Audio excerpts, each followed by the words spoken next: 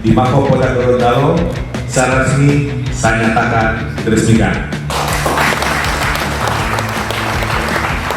Semoga Tuhan Yang Maha Esa senantiasa memberikan bimbingan dan perlindungan kepada kita semua dalam melaksanakan tugas dan pengabdian kepada masyarakat, bangsa, dan negara.